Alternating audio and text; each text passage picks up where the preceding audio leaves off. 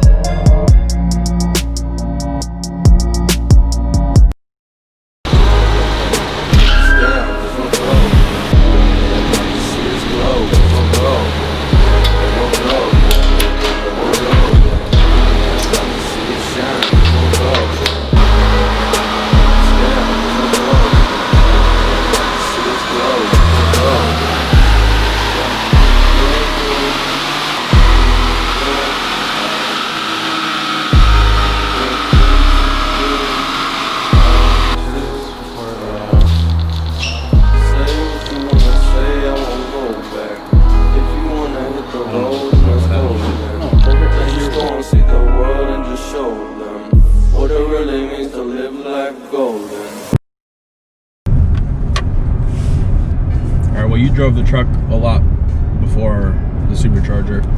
How many miles are on this thing? Right now we're at 12,500. And I bought the truck with 4,000 miles on it. Okay. I bought it used. It's a 2018 3.6. Let's talk a little bit about the way it was, okay? The V6, the Chevy V6 isn't bad. It's good, but it's only really good when it's in the higher RPM range. So low end, it doesn't have much of anything. So I was concerned with being able to tow with this thing, where I do want some torque and I do want some low end performance. So that's why I went to you, and that's why we went to the Edelbrock Supercharger. What are you going to be towing? I'm going to be towing a Z06 Corvette. It's a race. So a boosted Colorado, right? Towing a non-boosted Z06. Correct. Cool. And I tell you, I'll be straight up honest with you, okay? I was concerned about it being like it already was, stock, feeling stock. You know, I just was looking for a little more performance, but nothing that's going to give me any kind of warnings, any kind of trouble at all. I don't want it. Okay, the Edelbrock system, if you ask me, fits that bill to where it's basically plug and play. So that's what it kind of felt like. You guys put it in for me. I have not had one warning light. I've not had any hiccups at all in the last, I've been driving this for about 1,000 miles since you swapped it out, just because I wanted to see if I could see any problems with it.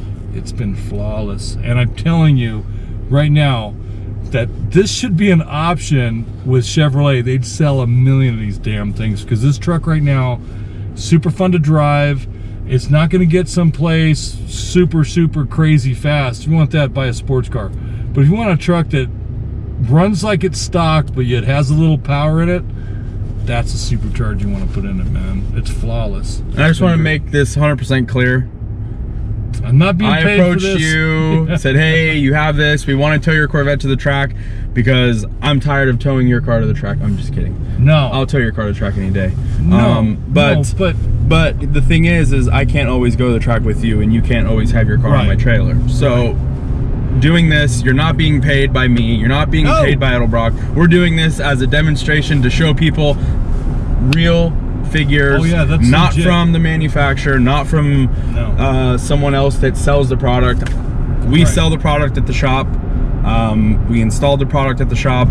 We took the truck to New Era Performance in all we did was just Agora, test. Yeah. and No we tune, did just a before dyno. We did an after the install of the supercharger dyno. The before numbers, we were at 243 horsepower, bone stock. The only thing that we did not have in the truck when it was bone stock was 91 octane. So we might have picked up a little bit, nothing drastic with 91 octane fuel on the stock. But now we got 91 octane, the supercharger, Edelbrock calibration, carb compliant, EO number, smog legal. So all I'd say is this, okay? If you're someone that's got a mid-sized pickup truck like this one is, right? When I bought this truck, I bought it because I wanted a little truck that's easy to park and get around and fits in a garage halfway worth of darn, right? So that's why I picked this thing up. Okay, at the time, I had no interest in towing that Corvette, but then things changed, and all of a sudden, either I got to sell this thing and buy a Silverado, and I don't really want to because I like this little truck, okay, or do something to this thing. But I wanted to do something that is, I don't have to worry about getting smogged. I just wanted something drama-free that gave me a decent amount of power to where I'm not going to have a problem towing anything, upgrades and things like that. That's why I turned to this. So right now, as we're looking at it, you're looking at a car that, or a truck anyway, that's putting out about the same amount of power as a V8 Silverado in a smaller truck. Yeah. Could go. Now I drive this. I don't drive hot rod this thing around or anything. I just drive it normal. Okay, and I'll tell you right now, the engine works less now than it did. So fuel economy's gone up probably. You don't see it so much on the freeway, because on the freeway this thing got great gas mileage, but in the city this thing got terrible gas mileage stock. Okay, with it the way it is right now, it gets good gas mileage on the street. I mean, the engine isn't working half as hard as it used to. So power to weight ratio doesn't take as much to get going anymore. Right, yeah, obviously, you know, but it just, I tell you what, it makes the truck a sweet little truck. This truck is sweet, super fun to drive. Ask Thomas. Thomas drives it. He likes it too. I do burnouts and donuts. Yeah, I'm not prescribing any of that crap. Okay. But just to drive a truck, this thing's nice, man.